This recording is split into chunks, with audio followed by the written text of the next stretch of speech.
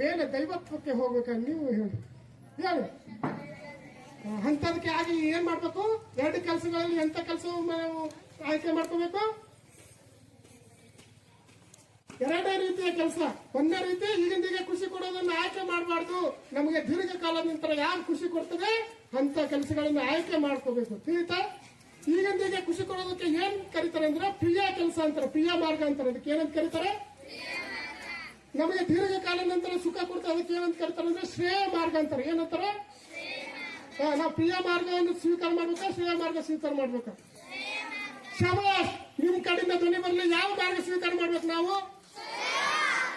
ಪ್ರಿಯ ಮಾರ್ಗ. ಪ್ರಿಯ ಮಾರ್ಗ ಮಾಡ್ಬೇಕ? ಮಾಡಬಾರ್ದು. ತಿಳಿತಾ?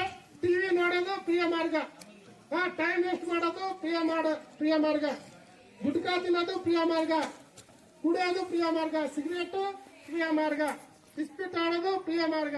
ಇವು ಮಾಡಿದ್ರೆ ನಿಮ್ಮ ಅವನತಿ ಆಗ್ತದೆ, ನೀವು ನಾಶ ಆಗ್ತೀರಿ, ನೀವು ಕೆಳಮಟ್ಟಕ್ಕೆ ಹೋಗ್ತೀರಿ.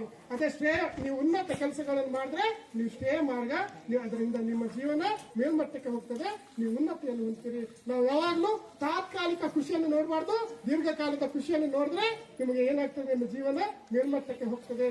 ಅಂತ ಒಂದು ಜೀವನ ನಿಮ್ಮೆಲ್ಲರದ್ದು ಆಗ್ಲಿ. ನೀವು ಸಹ ನನಗಿಂತಲೂ ಒಂದು ದೊಡ್ಡ ವ್ಯಕ್ತಿತ್ವವನ್ನು ನೀವು ಪಡ್ಲಿ ಇವತ್ತಿನ ದಿನ.